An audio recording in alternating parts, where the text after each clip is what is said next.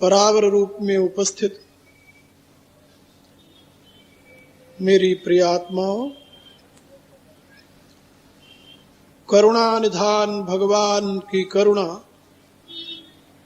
आप सभी के लिए सदैव कल्याण का सृजन करती रहे, यह मेरी आंतरिक शुभकामना। वर्ष पश्चात इस स्थान पर से संबंधित चर्चा करने के लिए मैं पुनः आप लोगों के मध्य में उपस्थित हुआ। मुझे विश्वास है कि आप लोग गंभीरता से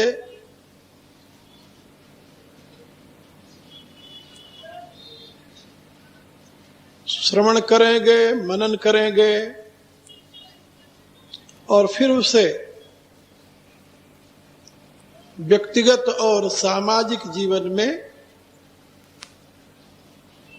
क्रियात्मक रूप देने के लिए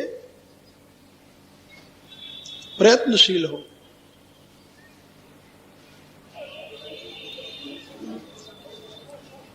वर्तमान में सबसे अधिक संकटापन्न स्थिति जो है वह धर्म के संबंध में है। जबकि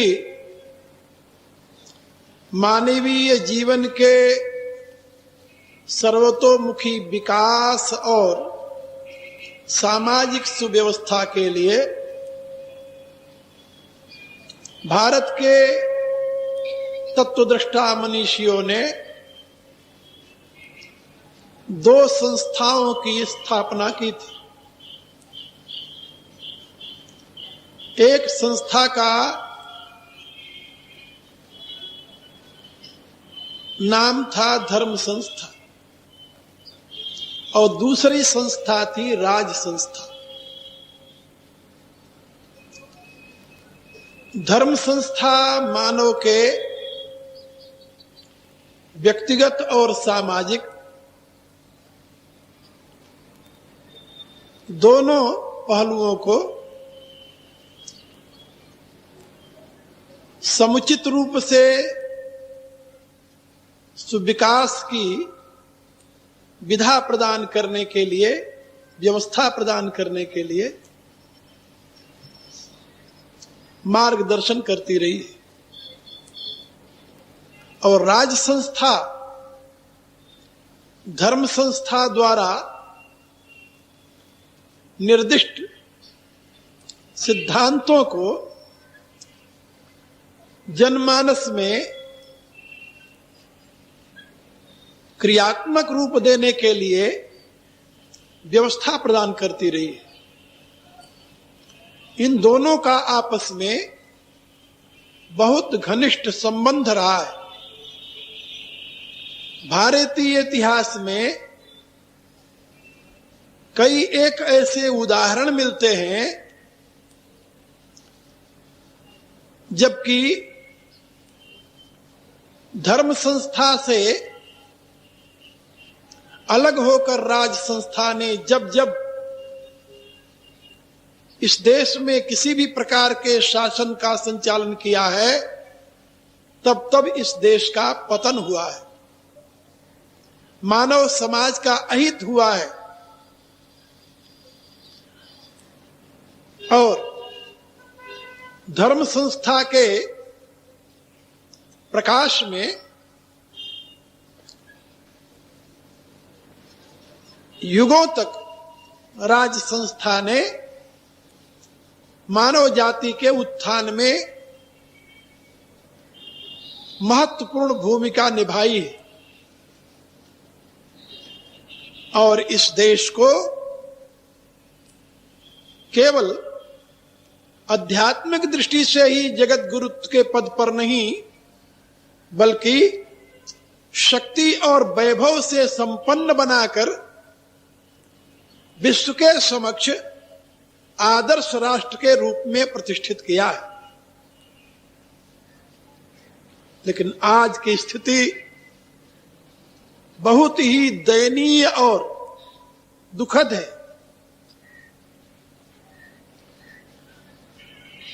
कुछ स्वार्थी लोग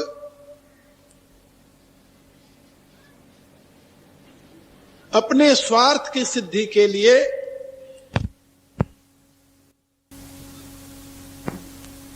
और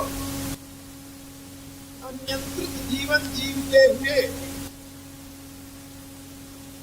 मानव को मानवता से पतित बनाने के लिए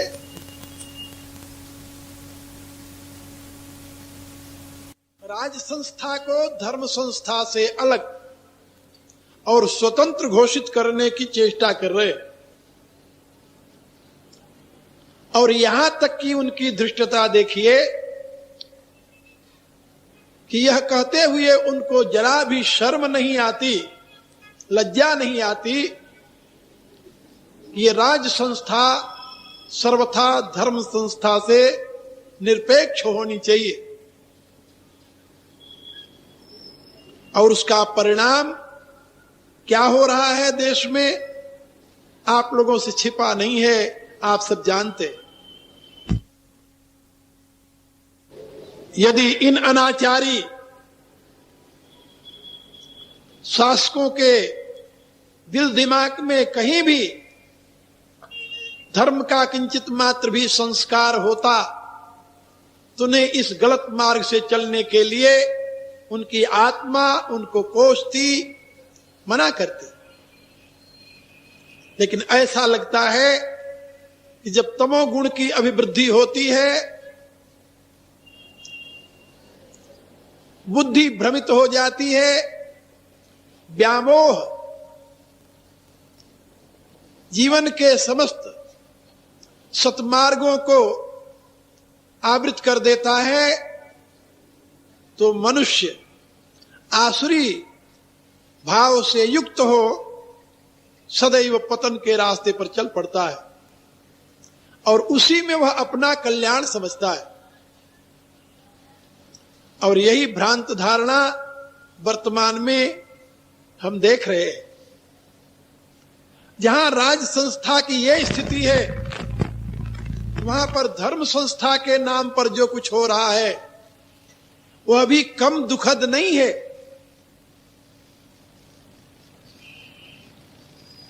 शास्त्र की मर्यादा, शास्त्र का संदेश,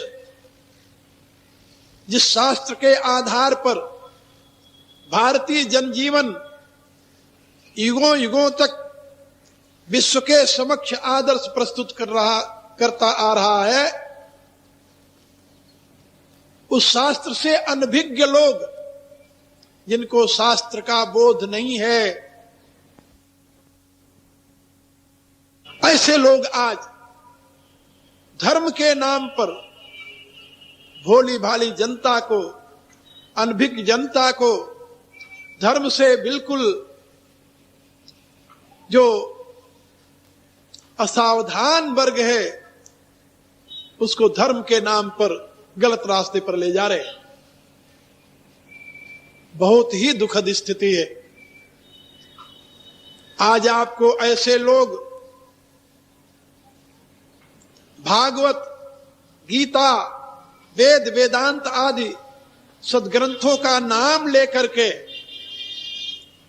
जिनको कि इन ग्रंथों का एक श्लोक भी शुद्ध बोलना नहीं आता, जिन्होंने कभी इन ग्रंथों को देखा तक नहीं, पढ़ना, पढ़ाना, अध्ययन करना, उसका ज्ञान प्राप्त करना तो दूर रहा, ऐसे लोग आज धर्म के नाम पर जनता को गुमराह कर रहे हैं। और धर्म की इस स्थिति को देखते हुए, यही धर्म है ऐसा समझते हुए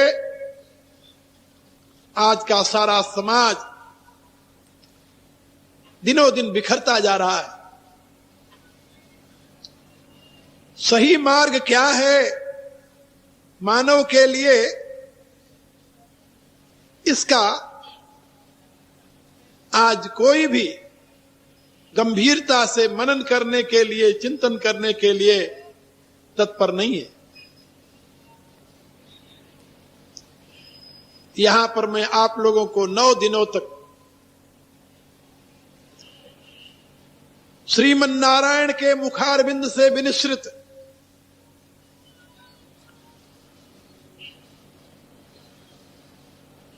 मानव के लिए अनंत कल्याण में गुणगण का निधान, सद्गुणों की खान और जिसमें किसी भी देश, जाति, वर्ग, लिंग, भाषा आदि का व्यवधान नहीं है, जो यथार्थ परमेश्वर की ही वाणी है, उस भगवत गीता के माध्यम से शास्त्र का मानव विकास में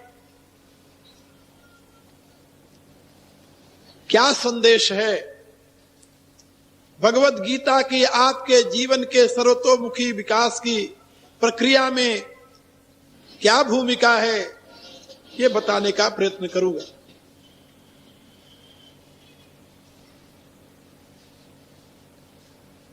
भगवान कृष्ण ने अर्जुन को माध्यम बनाकर मानव मात्र के लिए अपना दिव्य संदेश प्रदान किया। यह गीतोक्त ज्ञान महाभारत के युद्ध में ही नहीं दिया गया, महाभारत के युद्ध में भी भगवान ने इसे दोहराया है।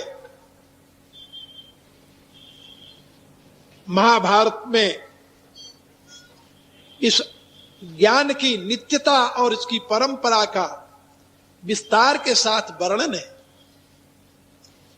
सृष्टि के आदि में जब मानव उत्पन्न हुआ तो मानव के मस्तिष्क में उस जगत नियंता के द्वारा दिव्य ज्ञान का अवतरण हुआ। इसके लिए उपनिषद की श्रुति साक्षी है। यो ब्रह्मांडं विदधाति पूर्वम यो वै वेदांश्च प्रणोति तस्मै तम देवम आत्मबुद्धि प्रकाशम मुमुक्षुर् वै शरणमहं प्रपद्ये। जो सृष्टि में उत्पन्न हुए प्रथम मानव को, प्रथम पुरुष को अपने दिव्य ज्ञान से भर देता है,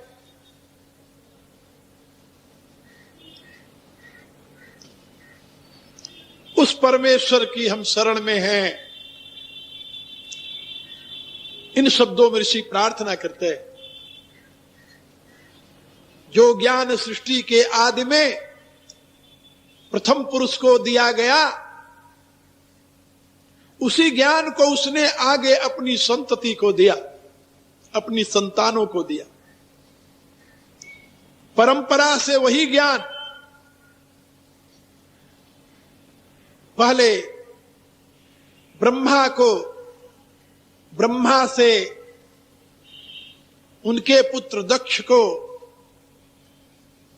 उसके पश्चात उनके दौहित्र आदित्य को, आदित्य से फिर मनु को और मनु से फिर इक्ष्वाकु को, इस प्रक्रिया से ज्ञान आया और राजर्षि इक्ष्वाकु ने उस दिव्य ज्ञान को मानव मात्र के लिए प्रचारित और प्रसारित किया। लेकिन वो ज्ञान त्रेता के अंत तक आते आते लुप्त प्राय हो गया, क्योंकि द्वापर के प्रारंभ में मनुष्य में रजोगुण की प्रधानता और उसके साथ तमोगुण का मिश्रण हो गया सतोगुण क्षीण होने लगा। सतोगुण के क्षीण होने के कारण मनुष्य में उस दिव्य ज्ञान को धारण करने की क्षमता नहीं रही और वह धीरे धीरे लुप्त हो गया। जगपावना अवतार भगवान कृष्ण ने पुनः कलयुग के प्रारंभ में ही महाभारत युद्ध के अवसर पर अपने ही अभिन्न स्वरूप नर को, अर्जुन को माध्यम बना करके आदि में अपने द्वारा ही दिए गए दिव्य ज्ञान को पुनः उपदेश किया। इससे आप लोग समझ गए होंगे कि गीता का ज्ञान नया ज्ञान नहीं, सृष्टि के आदि में श्रीमन नारायण द्वारा दिया गया ज्ञान ही नारायणावतार भगवान कृष्ण के द्वारा पुनः अर्जुन को माध्यम बनाकर मानव समाज को दिया गया।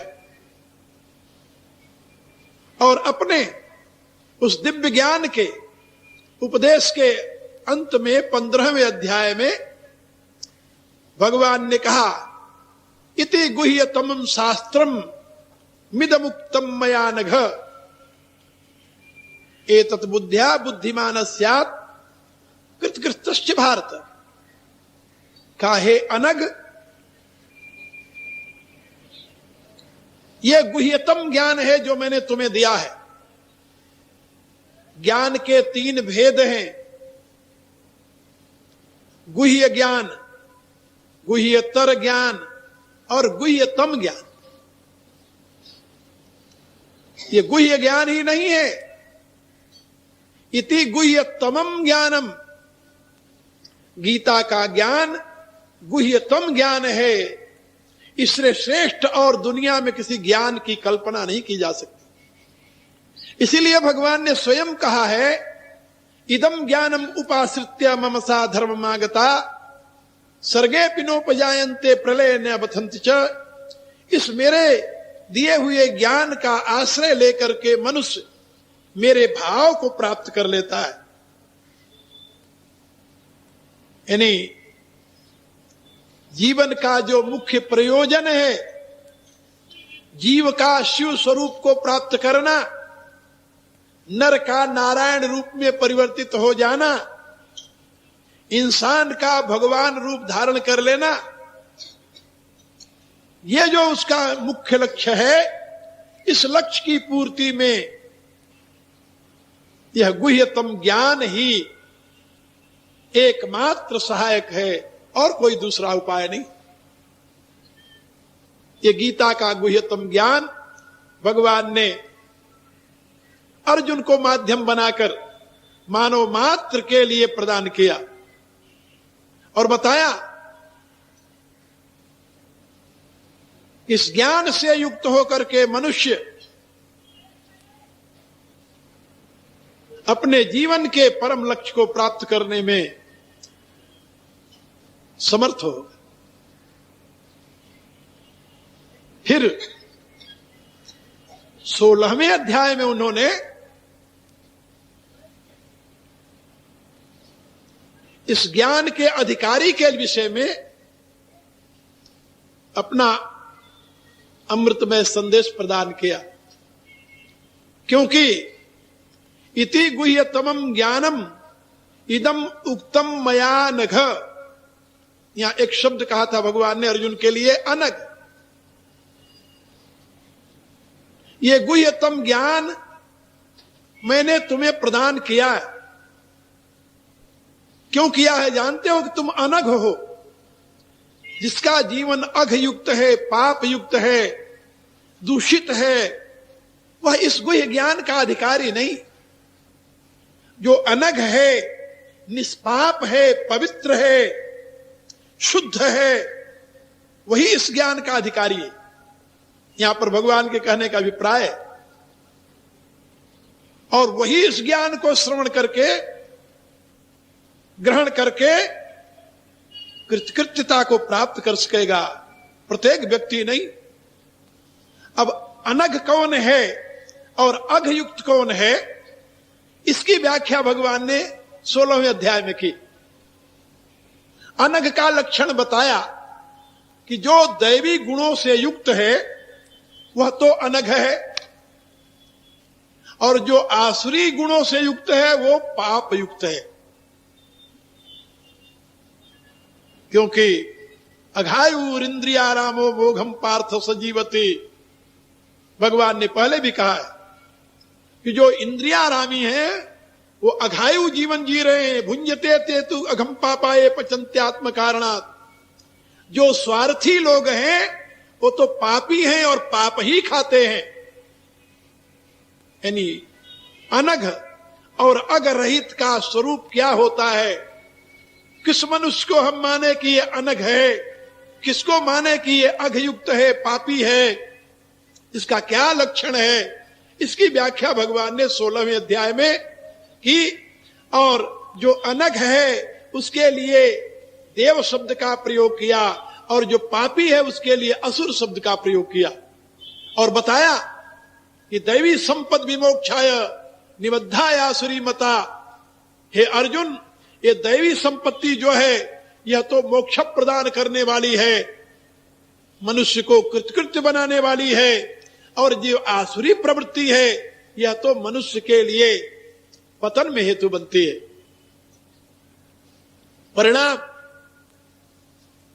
परिणाम में आखिर में उन्होंने कहा कि संपूर्ण पापों का मूल केवल 3 है। कौन कौन से? कहा त्रिविधम नरकस्येदम द्वारम नाशनम आत्मन। 3 ही नरक के मुख्य दरवाजे हैं, और यही आत्मा को पतन में गिराते, आत्मा का नाश करने वाले हैं। कहा वे 3 कौन है? कहा काम क्रोध तथा लोभ, तस्मात् एतम त्रयम तजे, एतत् त्रयम तजे। काम, क्रोध और लोभ, इसमें मूल में क्या है? कहा काम। काम की पूर्ति हुई तो लोभ की उत्पत्ति हो गई, काम पूर्ण नहीं हुआ तो क्रोध की उत्पत्ति हो गई। आप लोग देखें, आप में क्रोध कब आता है? जब आपकी कामना की पूर्ति नहीं होती। जो आप चाहते हैं जब वह नहीं होता तो आपको क्रोध आ जाता है, और जब जो आप चाहते हैं वह होता रहे तो आपके लोभ की वृद्धि बढ़ती है। इसलिए काम ही इसके मूल में कारण है। मनुष्य के जीवन को गर्त में गिराने के लिए काम से बड़ा और कोई शत्रु नहीं है। इसलिए भगवान ने कहा जय शत्रुम महाबाहो काम रूपम दुरास। कहा कि भाई मनुष्य का जीवन जीना है तो सर्वथा कामना से मुक्त हो करके हम कैसे जी सकते हैं? आखिर हम कुछ भी करना चाहेंगे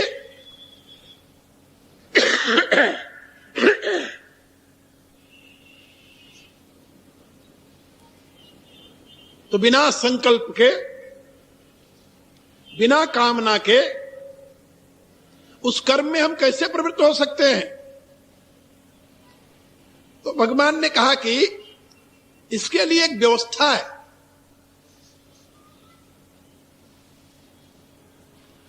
कामना से युक्त वे ही लोग कर्म करते हैं जो शास्त्र के नियमों को नहीं जानते। शास्त्र के नियमों का यदि बोध हो, शास्त्र के बताए हुए विधियों का यदि बोध हो, तो मनुष्य कामना से मुक्त होकर के कर्म में प्रवृत्त हो सकता है।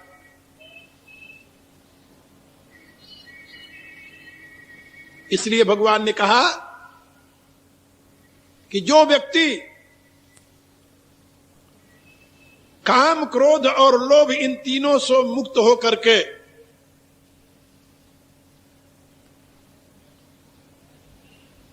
अपने जीवन पथ पर आगे बढ़ता है वह कल्याण का भाजन बन जाता है। और इन तीनों से मुक्त होने की विधि तो शास्त्र बताता है, क्योंकि शास्त्र के प्रणेता जो तत्वदृष्टा महर्षि हुए हैं वो भी इसी संसार में हुए हैं। उनके पास भी यही साधन थे जो आज आपके पास हैं।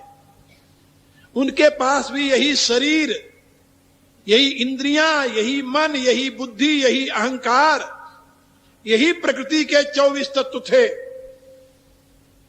जिनके प्रकाश में, जिनके प्रयोग से उन्होंने परम सिद्धि को प्राप्त किया। हम कठोपनिषद में पढ़ते हैं, यमराज कहते हैं नचिकेता से कि नचिकेता, मैंने सुना है किस जगत में अध्रुव जो है, असत्य जो है, उससे कोई ध्रुव को, सत्य को प्राप्त नहीं कर सकता। लेकिन ये बात सत्य नहीं है, क्योंकि मैंने अध्रुव के द्वारा ही ध्रुव को प्राप्त किया है, मैंने असत के द्वारा ही सत्य को प्राप्त किया है, और यही सत्य है।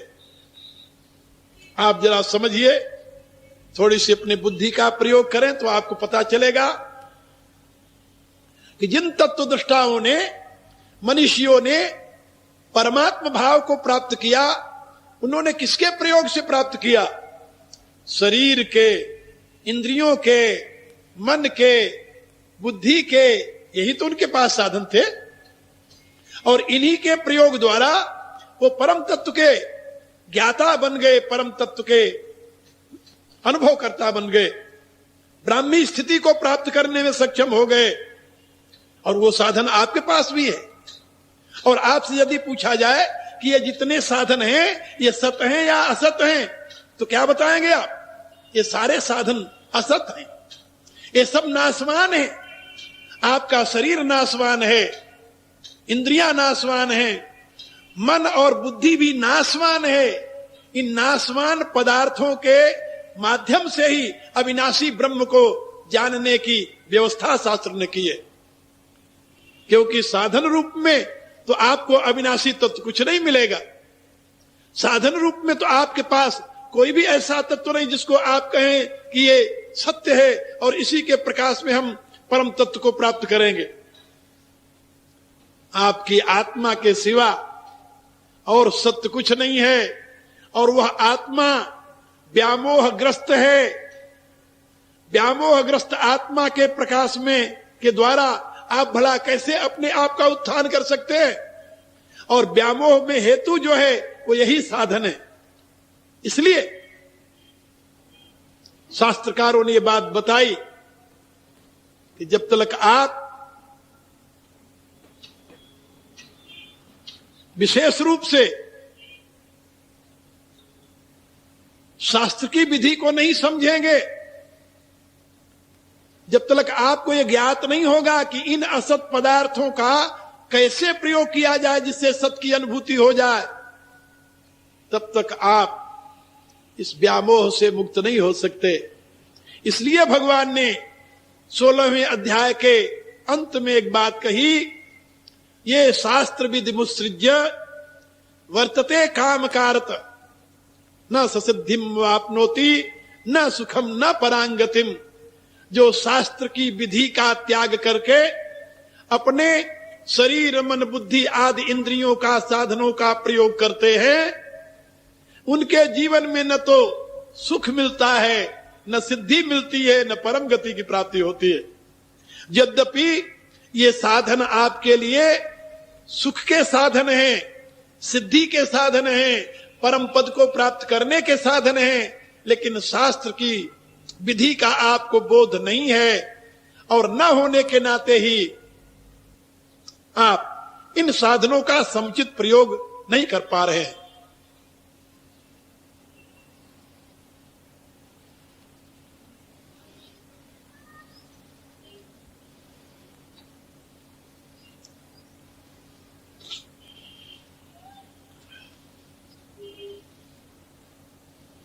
मैं आप लोगों से बता रहा था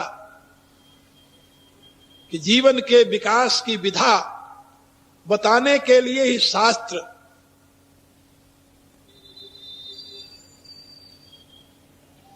की प्रतिष्ठा है। और शास्त्र जो है वो उन सिद्ध पुरुषों की वाणी है, उन तत्वदृष्टाओं की अनुभूति और उनके समाज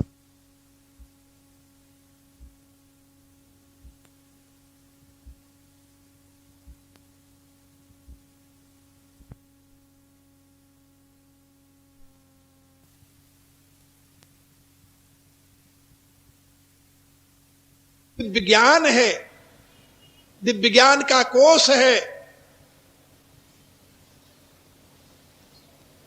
जिसकी महिमा स्वयं भगवान गा रहे। और यहां पर यदि मैं भी कहूं कि भगवान ने जो 15 अध्याय तक अपना उपदेश दिया है, उसी को उन्होंने शास्त्र शब्द से संबोधित किया है। इति गुह्यतमं शास्त्रम इदम उक्तम मया नघ, हे अनग, मेरे द्वारा यह गुह्यतम शास्त्र कहा गया है। और जो गुह्यतम शास्त्र भगवान ने कहा है, उसी के संबंध में वो 16वें अध्याय में कह रहे हैं, ये शास्त्र विधि मुसृज्य वर्तते काम कार्त।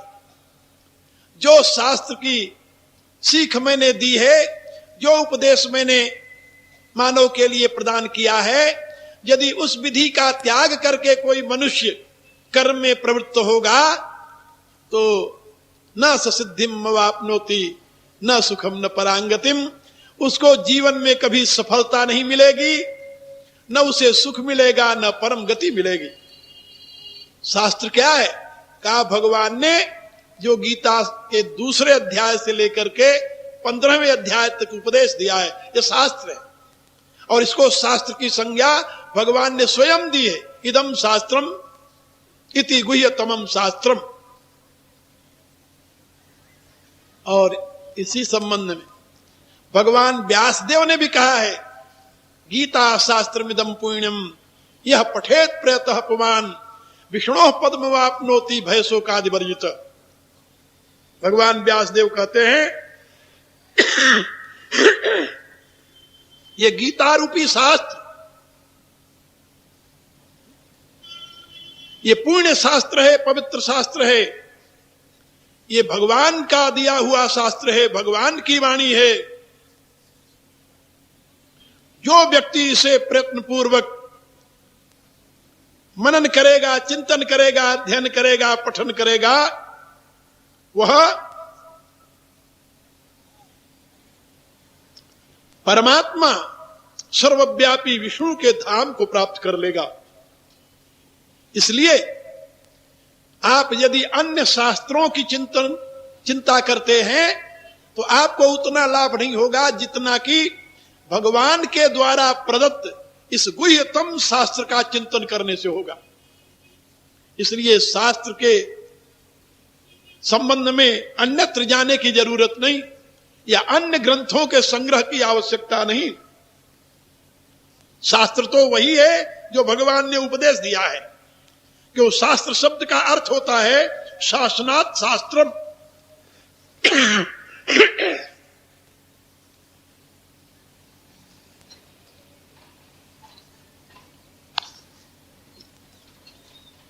शास्त्र शब्द का अर्थ होता है जो मनुष्य के जीवन को अनुशासित कर सके, दिशा प्रदान कर सके,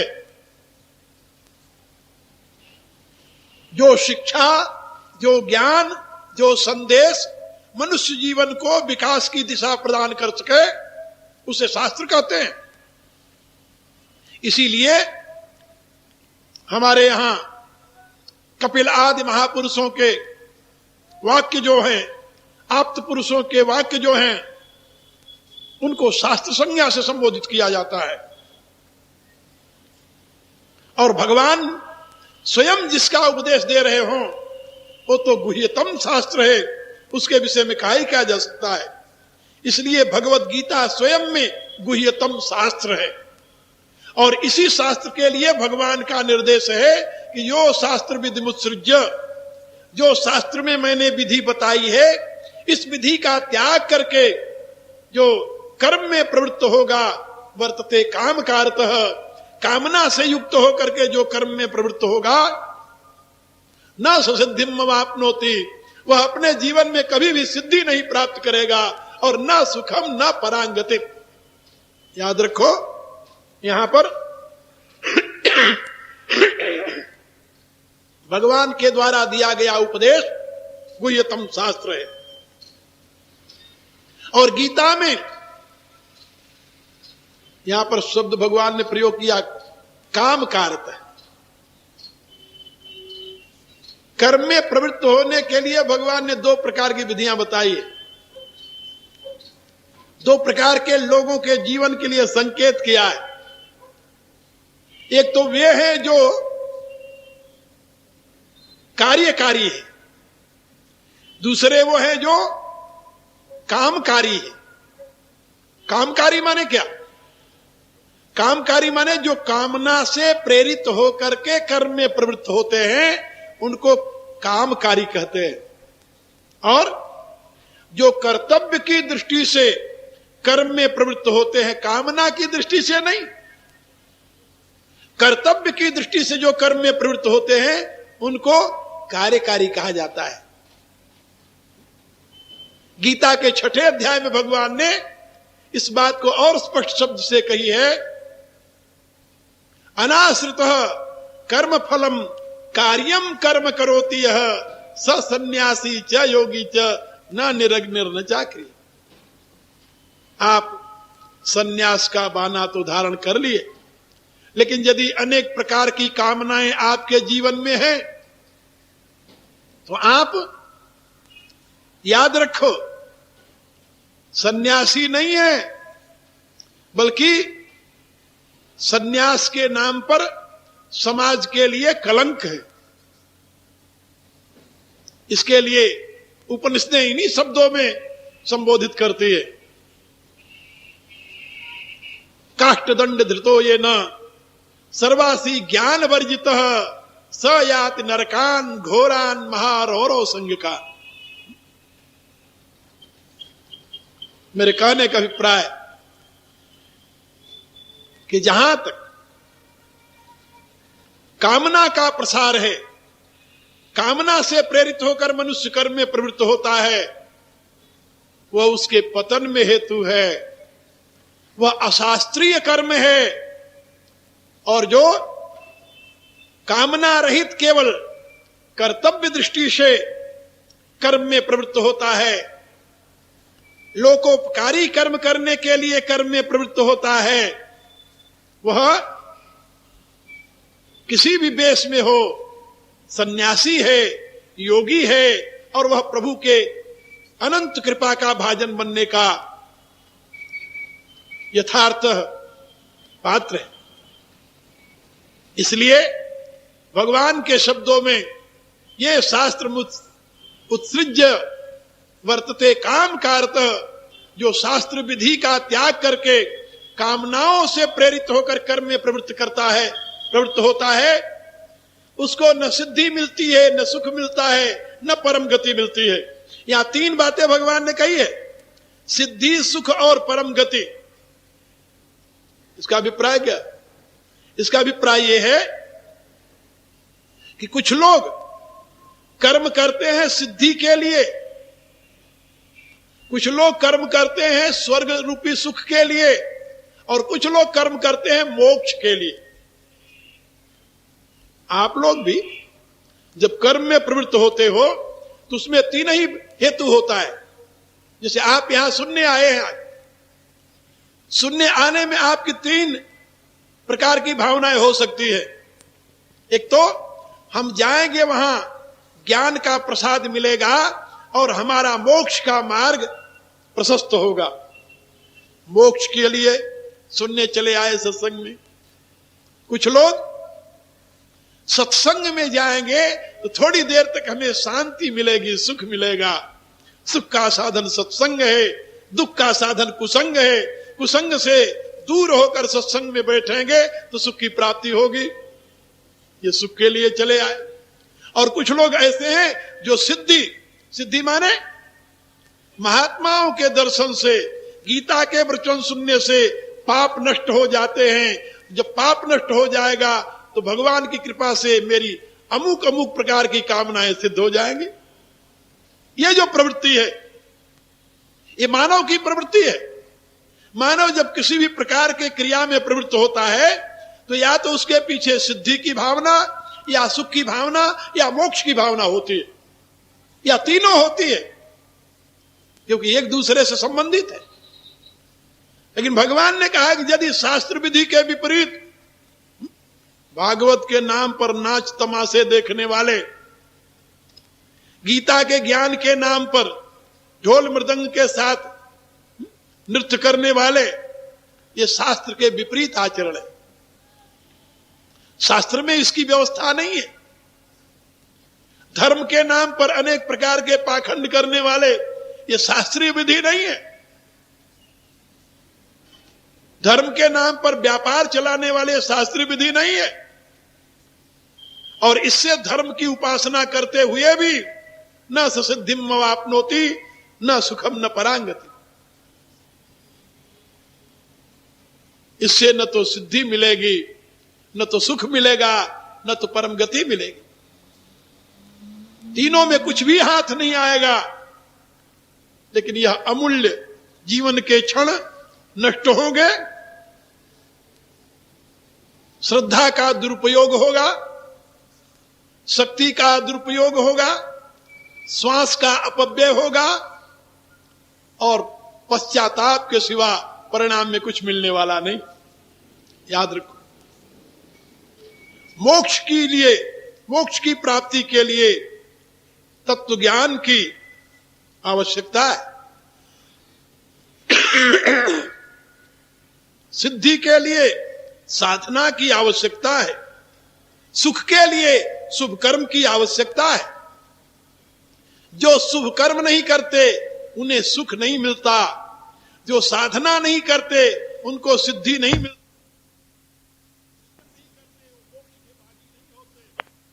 जिन्होंने शास्त्र का चिंतन नहीं किया, अध्ययन नहीं किया, मनन नहीं किया, उनके भाग्य में सिद्धि, सुख और मोक्ष नहीं है। याद रखो, ये भगवान की घोषणा है। इसलिए भगवान ने कहा तस्मात् शास्त्रम प्रमाणम ते कार्य व्यवस्थितो। तुम अपने जीवन में कार्य और अकार्य इन दोनों की व्यवस्था करने से पूर्व गीता के शब्दों का चिंतन करो, प्रभु की उपदेश का मनन करो, चिंतन करो। प्रभु ने हमारे लिए क्या उपदेश दिया है। याद रखो, गीता की दृष्टि में धर्म विधियात्मक नहीं है, बोधात्मक है। ये विधियात्मक और बोधात्मक क्या होता है? धर्म एक लकीर नहीं है कि उसके ऊपर तुम चलते चले जाओगे और धर्मात्मा बन जाओगे। नहीं, जिनके लिए धर्म में कर्म कहा गया है वो भी तुम्हें गर्त में गिरा सकता है कभी। जिसको तुम धर्म समझे हो वो भी तुम्हारे लिए पाप का बाप बन सकता है। याद रखो, यदि उस कर्म के पीछे तुम्हारे बोध नहीं है तो, और यदि ज्ञान का प्रकाश है तुम्हें, बोध है तुम्हारे में, फिर तुम धर्म का निर्णय कर सकते हो कि धर्म क्या है, अधर्म क्या है। भला सोचो, भीष्म ऐसे महापुरुष का वध कर देना धर्म है व अधर्म है? क्या कहा जाएगा? बुद्धि का प्रयोग न करने वाले यही कहेंगे भीष्म ऐसे महापुरुष का वध करना पाप है, अधर्म है। लेकिन जो बुद्धि का प्रयोग करेगा उसको तो यही कहना पड़ेगा कि नहीं, भीष्म ऐसे व्यक्ति का वध करना ही धर्म है। क्यों धर्म है भाई? कहा जो शक्ति आसुरी शक्ति का विनाश नहीं होगा। ये दुर्योधन की जो चांडाल चौकड़ी जिसे कहते हैं महाभारत में, ये 4 व्यक्ति थे, दुशासन और कर्ण। इन चारों के द्वारा जो योजना बनाई जाती थी, उस योजना को सफल बनाने में मददगार किसकी शक्ति होती थी? भीष्म की। यदि भीष्म पितामह बीच में न होते तो अर्जुन के बाण, भीम की गदा कभी के इनको नष्ट कर चुके होते। लेकिन वो देखते थे कि जब ऐसी अवस्था आती थी, भीष्म खड़े हो जाते थे बीच में कि जब तक मैं इस हस्तिनापुर का रक्षक हूं, तब तक दुर्योधन की तरफ कोई देख नहीं सकता। भगवान ने कहा कि जब तक तुम इस कवच को नहीं हटाओगे, तब तक तुम कभी इस आसुरी शक्ति का विनाश नहीं कर सकते। और इससे बड़ा प्रमाण क्या हो सकता है कि हस्तिनापुर की सभा में एक वस्त्रा राजमहिषी द्रौपदी केस पकड़ करके घसीटती हुई लाई गई, और भरी सभा में दुर्योधन ने दुशासन को निर्देश दिया, इसको नग्न कर दो। और उस समय भीष्म ऐसे जो उसके ससुर नहीं, दादा ससुर लगते थे। उस समय उनकी शक्ति कहां चली गई थी? धर्मनिष्ठा कहां चली गई थी? नहीं, उस समय तो धर्मनिष्ठा काम नहीं आई।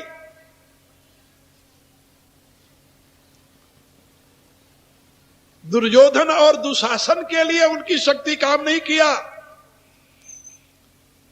लेकिन जब अपने अधिकार की प्राप्ति के लिए उन्हीं पांडवों ने प्रस्ताव रखा, तो उन दुष्टों की रक्षा करने के लिए सेनापति के पद पर सबसे पहले आगे आप आकर खड़े हो गए। इतिहास पढ़िए, इतिहास से बहुत कुछ सीखने को मिलता है। मेरे कहने का अभिप्राय कि धर्म जो है वह विध्यात्मक नहीं है, ऐसी कोई लकीर नहीं है जो खींच दी जाए उसके ऊपर चलते रहो।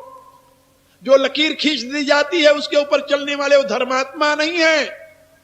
हां, किसी पंथ के, किसी मजहब के अनुयायी हो सकते हैं वो, लेकिन धर्म के धारण करने वाले धर्मात्मा नहीं हो सकते हो। किसी संप्रदाय के अनुयायी हो सकते हैं वो, कैसे पूजा करनी चाहिए, कैसे बैठना चाहिए, कैसे ये कर्म करना चाहिए, ये धर्म का विषय नहीं है। याद रखो, व्यक्तिगत जीवन में और सामाजिक जीवन में कैसे सुव्यवस्था प्रतिष्ठित की जाए, कैसे व्यक्तिगत जीवन और सामाजिक जीवन का विकास किया जाए, ये जो दृष्टि है ये धर्म की दृष्टि है। हमें किसकी पूजा करनी है, कैसे पूजा करनी है, किस तरह मुंह होकर के पूजा करनी है, किन किन पदार्थों से पूजा करनी है, यह धर्म का विषय नहीं। इसलिए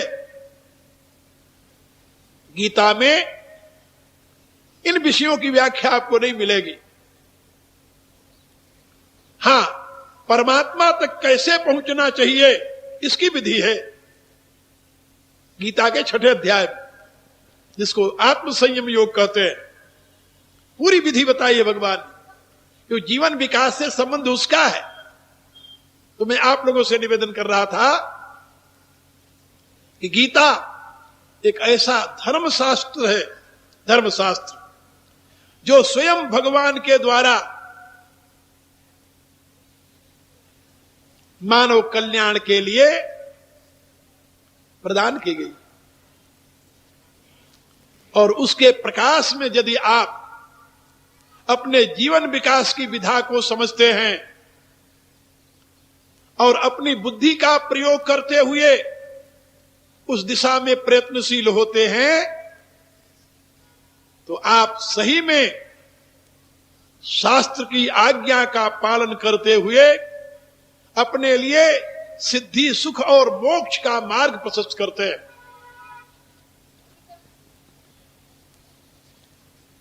कुछ लोगों की मान्यता है सुख, सिद्धि और मोक्ष के रास्ते अलग अलग हैं। मेरी ऐसी मान्यता नहीं है। मैं मानता हूं कि जिस रास्ते से मोक्ष प्राप्त होता है उसी रास्ते से सुख और सिद्धि भी प्राप्त होती है। जो मोक्ष से विपरीत रास्ता है, केवल सिद्धि का रास्ता है, उसमें यथार्थ सिद्धि प्राप्त नहीं होती। केवल सुख का रास्ता है, उसे यथार्थ सुख प्राप्त नहीं होता। और जो समझते हैं कि सुख और सिद्धि नहीं, केवल हमें मोक्ष के रास्ते पर चलना है, वो भी मोक्ष के रास्ते का यथार्थ रूप से रहस्य नहीं जानते, क्योंकि ये तीनों ही एक दूसरे से संबंधित है।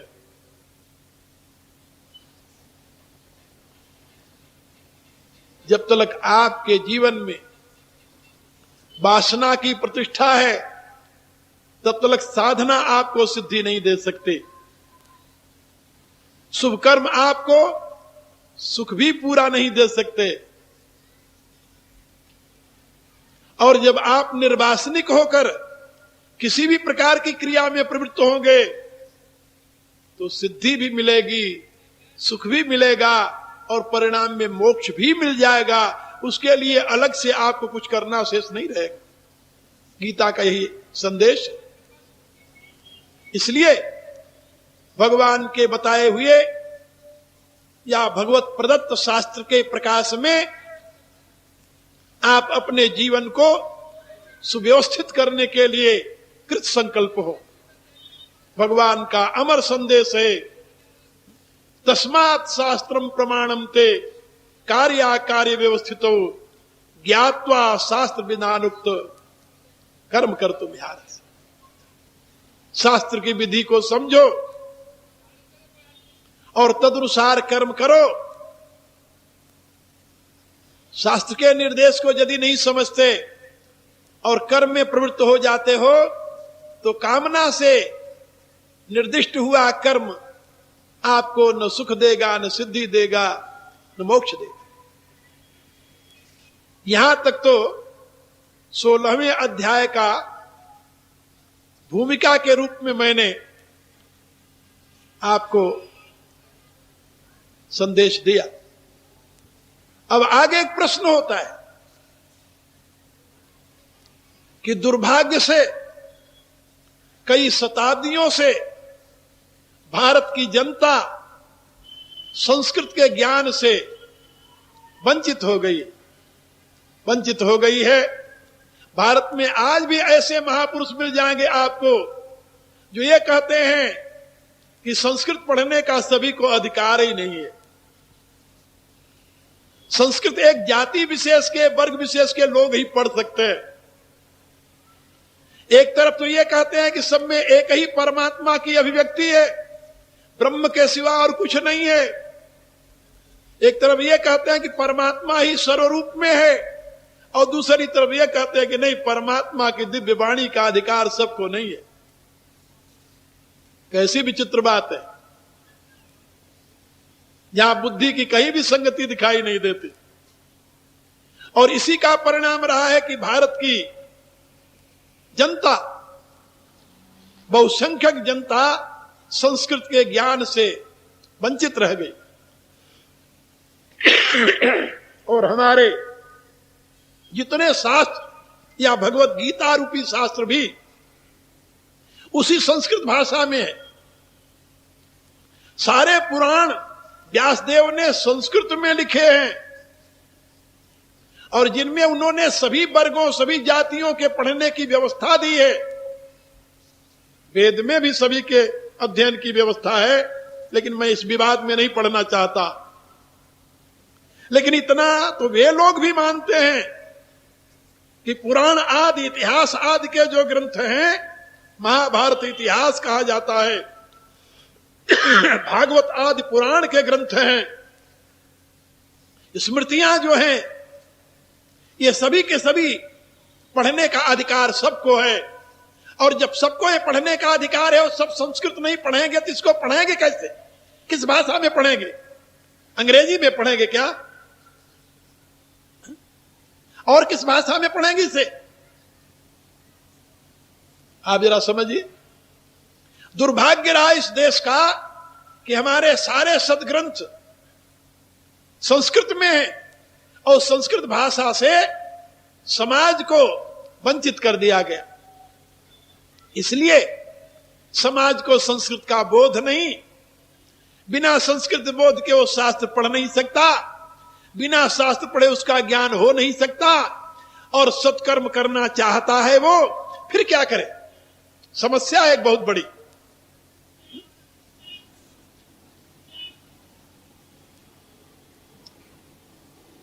आज तो केवल इतनी ही समस्या है,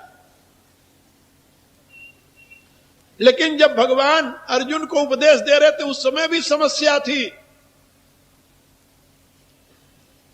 क्योंकि शास्त्र के बोध का अधिकारी सब नहीं समझा जाता था। उसमें भी स्त्री और शूद्र को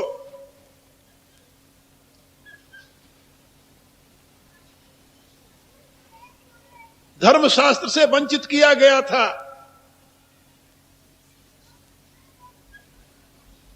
खैर, अर्जुन के हृदय में एक प्रश्न उत्पन्न हो गया कि प्रभु, ज्ञान में व अनजान में ये शास्त्र विधिम उत्सृज्य वर्तते कामकारत, जो शास्त्र की विधि का त्याग करके कर्म में प्रवृत्त होते हैं, यजन्ते श्रद्धयानुता, ये शास्त्र विधि उत्सृज्य वर्तते कामकारत, भगवान का ये जो उपदेश था उसके उत्तर में अर्जुन ने प्रश्न किया कि प्रभु, जिनको शास्त्र विधि का पता ही नहीं है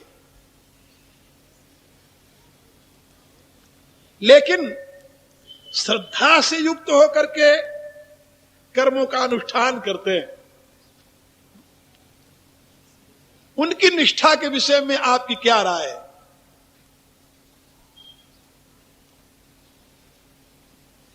ये शास्त्र विधि उत्सृज्य यजन्ते श्रद्धयान्विता तेषाम निष्ठा तो काकृष्ण सत्यमा हो रजस्तम,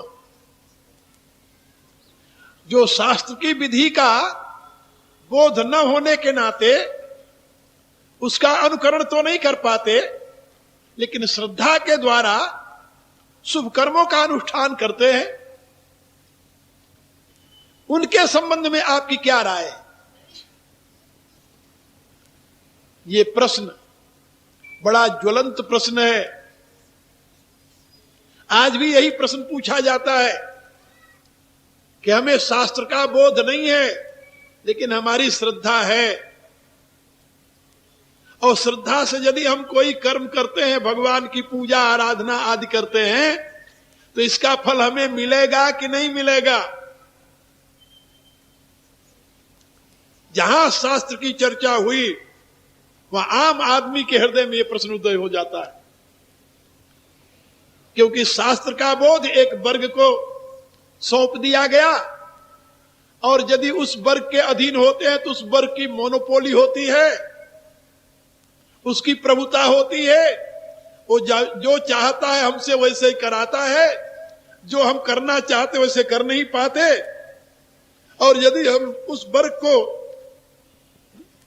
मध्यस्थ न बनाकर डायरेक्ट अपने इष्ट की उपासना करना चाहें और शास्त्र का हमें पता नहीं है, तो हमारी उपासना किस श्रेणी में मानी जाएगी? प्रश्न है, और ये बड़ा गंभीर प्रश्न है और बड़ा सामयिक प्रश्न है, क्योंकि आज स्थिति यही है, शास्त्र का बोध नहीं है लेकिन फिर भी हम सत्कर्म करना चाहते हैं, तो हमारी निष्ठा को क्या माना जाएगा? ये अर्जुन का प्रश्न है ये मानव का प्रश्न है, और ये भावुक मानव का प्रश्न है जिसकी बुद्धि का भी विकास नहीं हुआ है। ये अर्जुन के लिए नहीं, अर्जुन तो महाज्ञानी था,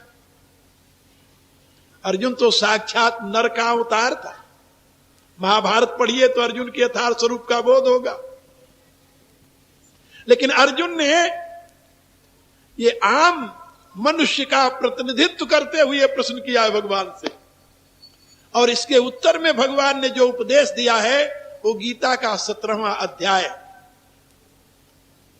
तो इसका उत्तर अब आप लोगों को कल से मिलेगा क्रमशः, भगवान ने क्या उत्तर दिया है। आज तो मैं इतना ही कह करके समय पूरा हो गया, मैं विश्राम करूंगा।